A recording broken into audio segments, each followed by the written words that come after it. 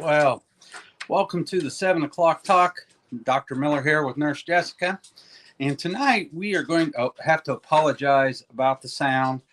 I left the clinic in such a hurry, I forgot to bring the microphone. So if you can't hear this, my apologies.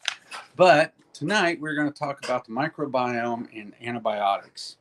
But before we do that, we're going to do a little housekeeping. And we wanted to say thank you, Haley, who has been working on our social media. She has actually put together a I don't know these things. It's an email thingy. So if you have plantar fasciitis, you can hit us up in the comments. We can show you where to sign up, and you will get exercises for plantar fasciitis and where we talk about that stuff. So Haley, our health coach, is also a social media maven. And we're going to talk about antibiotics and the microbiome and how they affect the microbiome. First and foremost, I want to say antibiotics. I'm not anti-antibiotic. Hi, Kathy. I am anti long-term use antibiotics. Antibiotics have saved a lot of lives, wouldn't you say? Absolutely. So, and she's been in the hospital and seen them. But one of the problems with the overprescription of antibiotics is, well, let's set some context.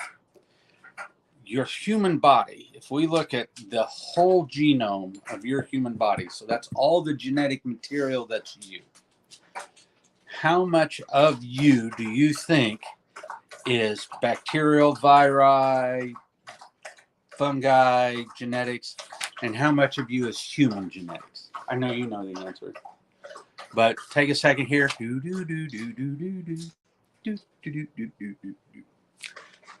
If depending on who you read, you are between 80 and 90% bacterial, fungal, viral DNA.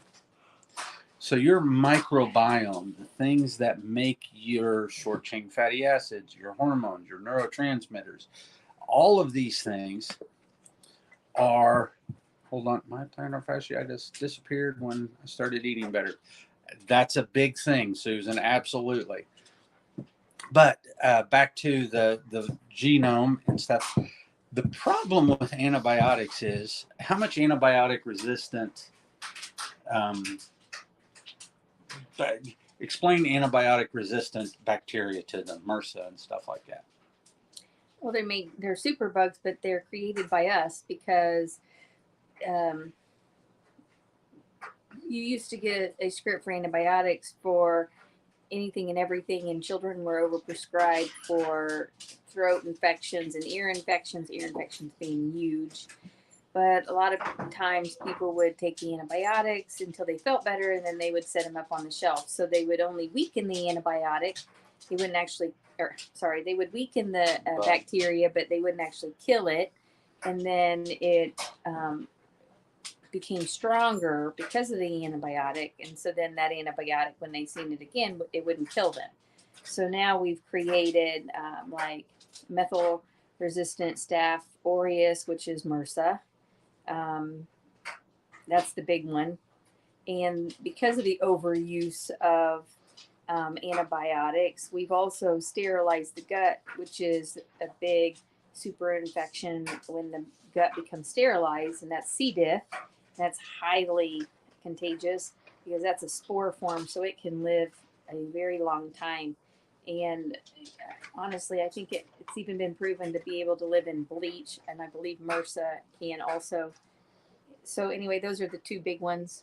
But there's lots of the bacteria are becoming resistant to antibiotics, so it takes a higher strength of antibiotics in a higher quantity over days, sometimes weeks. And now it's not uncommon for somebody that has had like a MRSA infection to have to get IV antibiotics around the clock for months. And so one thing to realize in the phylum or the kingdom of bacteria, they are highly promiscuous. they will exchange genetic material right now. And so those genes for the antibiotic resistant bacteria, those genes, because they are selectively picked by the bugs to live, that bug doesn't die, it gets to transmit its DNA to the next bug, and they do, and it spreads very, very rapidly. So the microbiome and the bacteria are highly promiscuous, and that's how that spreads. And so you have to be aware of the antibiotic and its use, because if I have an encephalitis, if I have a gastroenteritis, if I have some form of life-threatening thing, I will take an antibiotic. Now, I haven't had an antibiotic in probably, I didn't even take any antibiotics after my hernia repair.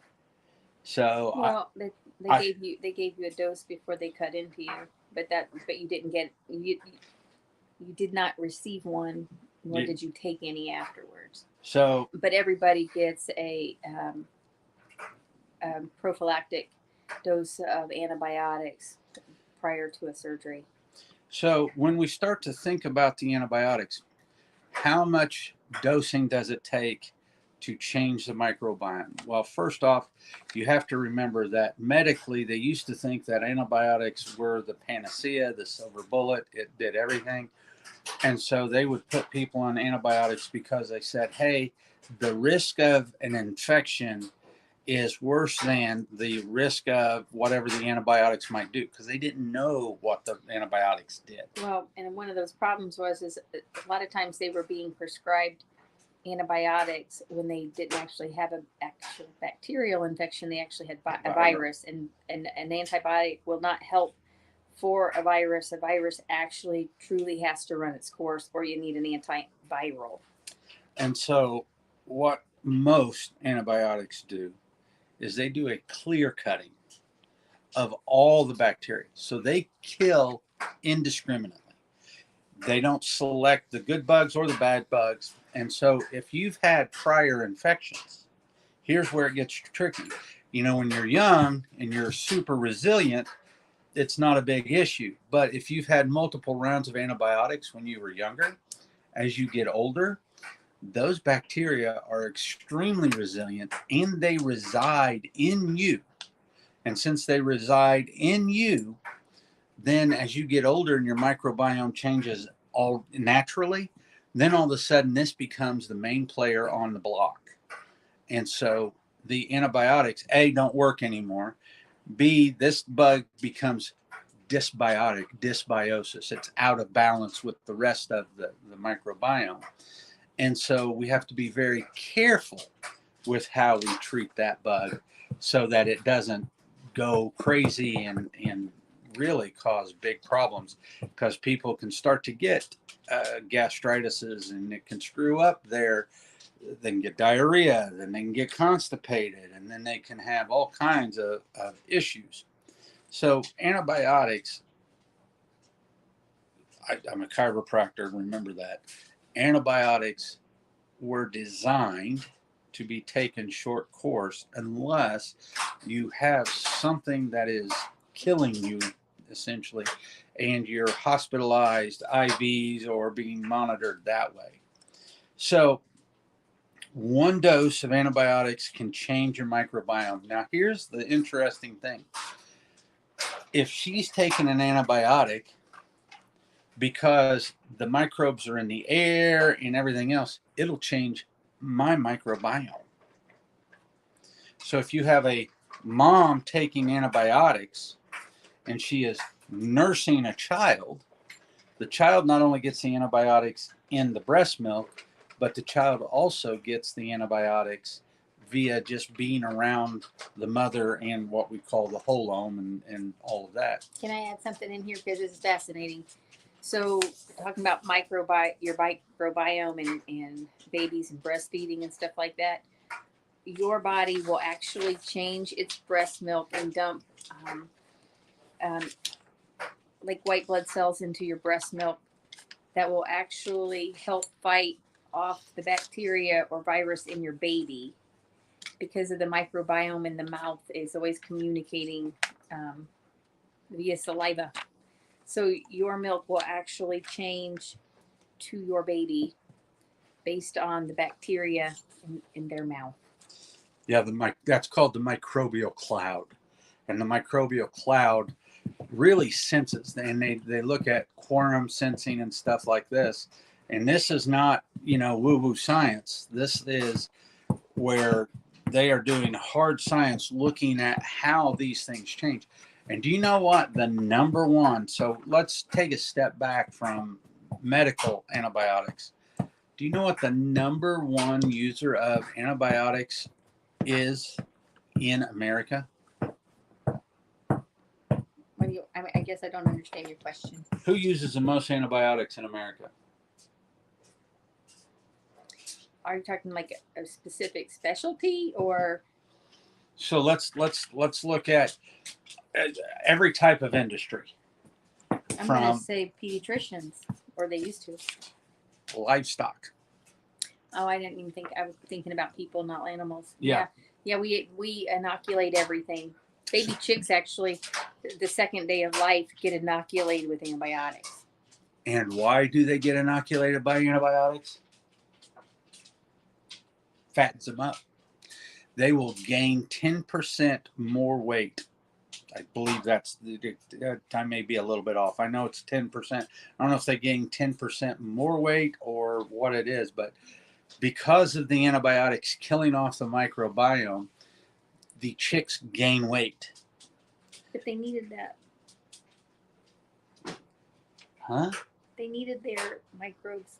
Yeah, they needed that. I thought you were going to say they needed their antibiotics. I was like, no, they didn't. No, they needed their microbes. Yeah. Because that burns stuff off. So the antibiotics that we feed our livestock goes into you. So, there's the camera, goes into you. So if you're eating, and this is something that we don't even just have to think about conventional medicine, we have to think about where our food comes from, because we're not only what we eat, but we are what we ate or were subjected to. And so when we are eating conventional meat, CAFO farmed meat and stuff like that, so if you see, We'll explain that in a 5th grade level. yeah. So if a farmer is giving their cows feed that is full of fillers that are like beef builders, so they're hormones that cause cows to gain weight, and they're not allowed necessarily to go out from grazing, then you eat that meat that's full of antibiotics or full of hormones, and then that meat does the same thing in you that it did in the cow, so you gain weight. So let's really think about this a second. So if the animal that you are consuming is kept in a pen, is not allowed to free range, is given what the USDA says is normal for these types of animals, they will have several rounds of antibiotics, and that resides in the meat, and they have to have that. I'm not saying cattle farmers are evil. I am saying because they need to make money, they need their cows to live. And if they don't give the cows antibiotics, then the cows will get a systemic infection and die.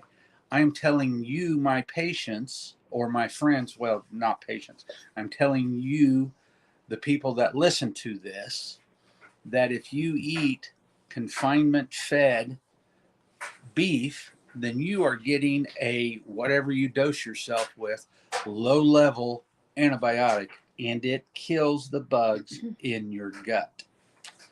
But you're more exposed via milk a lot of times. Yeah. Oh yeah. People love to drink milk. Oh.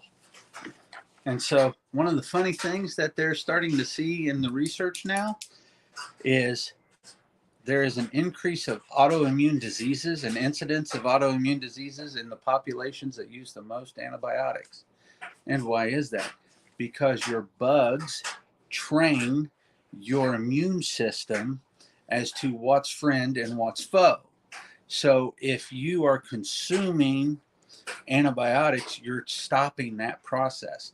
And so then what happens is your body is left to think for itself, kind of, and it's not been trained to do that. And so then we start Hashimoto's disease. The body starts to get, well, you depend on the bugs not only to do the immune system, but you depend on the bugs to replace the slime layer in your gut. You depend on the bugs to help the tight junctions. You depend on the bug. They are associated with everything that happens in your body. So if you're killing these with antibiotics, with good Lord, nasal sprays, the allergy meds, those kill the bugs. PPIs will kill bugs. I mean, that changes your microbiome tremendously. So all of these things actually feed into that. So you have to be very, very careful. So the autoimmune diseases are being associated with antibiotic use. I wrote some notes here. So one of the main things to think about is for true health in the microbiome. What do I say all the time? We need a lot of diversity, and the fiber brings on the diversity. So enough of the bad stuff and the explaining why this is important. So if you're just joining in, you'll want to go back and watch the first part of this as we explain the antibiotics and what they do. Now, one last mention about antibiotics. Antibiotics have been shown to change the microbiome for up to 2 years after you've had the dosages. And that's research that was done by Microbiome Labs. It's published, so you can go to the National Institutes of Health and look that up. But it has been shown in double-blind, placebo, blah, blah, blah controls that, yes, it changes for up to 2 years. Now, diversity is the key. So how do you get the diversity to come back? The interesting thing is the microbiome doesn't seem to die off. In our experience, the bugs seem to hide. And what you have to do is change the environment to an environment. You have to trick them. Yeah, to come back out. So I call it, the way I explain it to my patients is the beat dog syndrome. You have thrown stuff at these things to kill them over and over and over and over and over again. I'm actually going to put Susan's comment up there so people can see that. So when you keep doing that, then they're going to go into hiding and they don't want to come out. They don't want to do their job, because if they come out and do their job, they just may get killed. And so it's a hostile environment. You have to start to bring the environment back and make it more conducive to them doing their jobs. And how do you do that? Fiber. Prebiotics, postbiotics, fiber. Well, we say fiber, but we don't mean go get a bottle of fiber off of a shelf. Like when we say fiber, we mean eat good food that has lots of natural fibers in it. Psyllium husks don't count. Those are fillers without nutrition for the gut bacteria in your gut. So fiber is found in your vegetables and your fruits and your grains that are not gluten. What else? You want to really think about just your fruits and vegetables. And the more fruits and vegetables you can have to rebuild your system up. The other thing that you can use are immunoglobulins, IgGs. And then last but not least, if we see resistant cases to changing, because we've now been doing this long enough that we can show multiple patients changing their microbiomes in a very short amount of time. The Microbiome Labs actually has studies where if you remove the offending foods, you have a pretty clean system, meaning the liver's not burdened with toxins and stuff like that. and the diet is pretty good, so the person is overall healthy and exercising, you can change the microbiome within 48 hours. You can start to change the microbiome into a healthy pattern within 48 hours. Now you have to keep it up because it takes more than 48 hours, but that will start to do that for you. And just as another kicker, do you know what the CDC itself says? How much antibiotics are overprescribed? Or if we take all of the antibiotic prescriptions and we say there's 100 prescriptions of antibiotics, how many of those the CDC says are unnecessary? Probably at least 75. 50%. Well, and on that note, don't be mean to your doctor when they don't give you the antibiotic that you think you need, because that's a huge problem. It actually is, and they're actually trying to protect you, because eventually, if everybody keeps overprescribing and overusing, the antibiotics that we have aren't going to work. So, typically a virus, you won't feel better until 7 to 10 days. It takes 7 to 10 days. If you're still sick after 7 to 10 days, then you might have something more. But so this is where we sit here and we say, I guess I said that wrong. Typically, a virus will go away within 7 to 10 days. And if you're still sick after 7 to 10 days, you may need to go see your doctor. So, long story short, especially if you're my age, her age, we're past 30 years of age, you really want to start to make sure that your car, your frame is running well. Everything is in order, and you want to make sure the immune system is working well. You want these things to be going and doing the things that they're supposed to be doing, so your immune system can educate itself. And so it can do its job. And then if you need an antibiotic, it's going to work.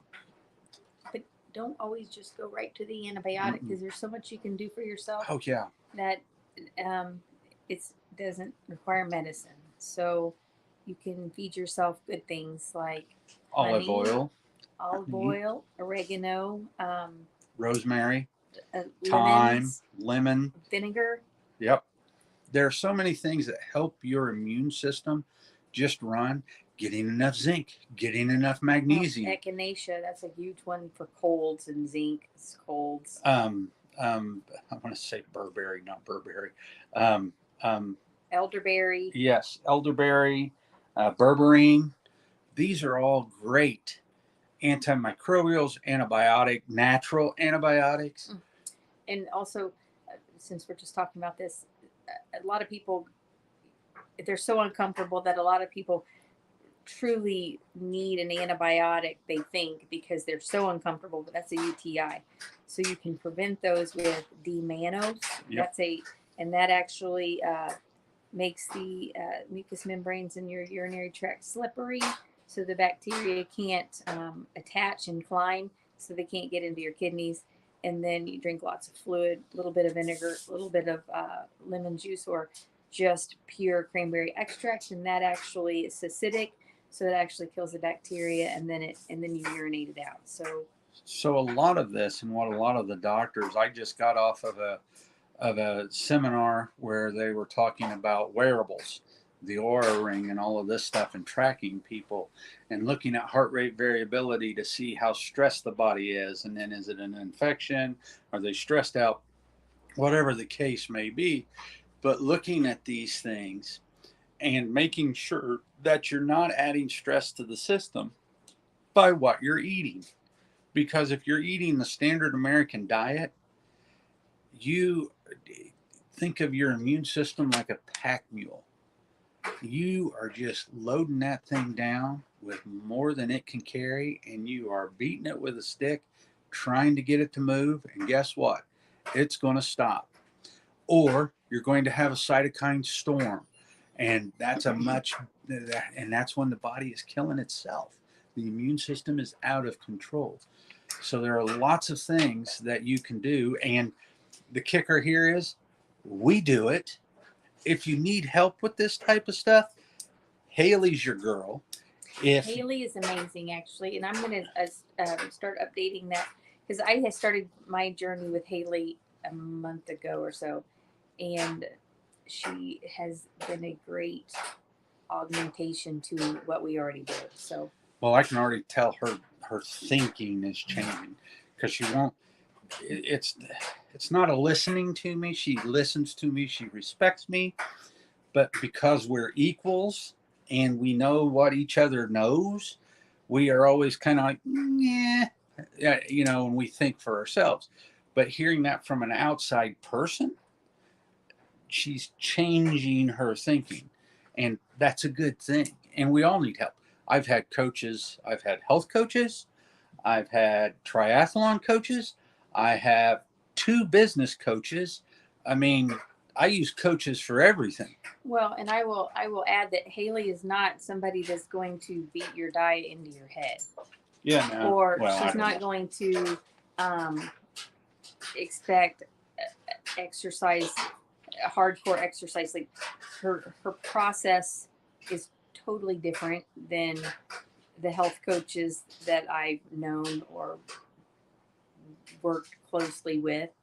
I'm really excited to be working with Haley. And if you're interested, she actually does most of her stuff virtually. So anybody that can hear me can work with Haley. And if you're interested, you can get a hold of us. But she is phenomenal. And you can reach her at www.haley, Hailey, Hennessy, I believe it's HENNESSY.com. And we'll put it up here for you. But she's an adjunct to what we do. Yes. This is something that I've wanted to use in the clinic for a long time. We use Val for calming people down with Reiki, for those people who have a lot of monkey mind. And she is personally working with Haley. So it's not just one lane. It's everything. But Haley actually teaches you to calm your own mind, and she uses meditation. She uses stretching. She would just be fabulous. So awesome. If you're struggling, you can reach out to us and we will be happy to help you out. We're right now 2 things. One is the plantar fasciitis. Haley has designed that. She just told me to talk about it. I guess she's going to give me a link. Make a comment if you want to know about that. We'll get that to you. The other thing is we are doing our normal thing. If you want me to look at your blood work, I want to see the CBC, I want to see the differential, and I can start to tell you what I see. And we've been working with a lot of people in the clinic to get them introduced to functional medicine.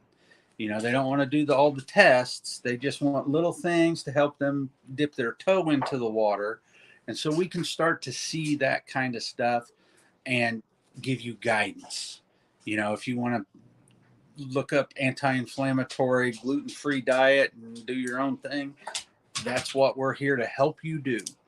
But if you want to jump in and really start to tinker under the hood, or if you've, like most of our patients, you have tinkered under the hood and you've hit a hard wall, then that's where we start to go in and we will help you change the microbiome. We will help you calm down the immune system, and then we will help you achieve your goals.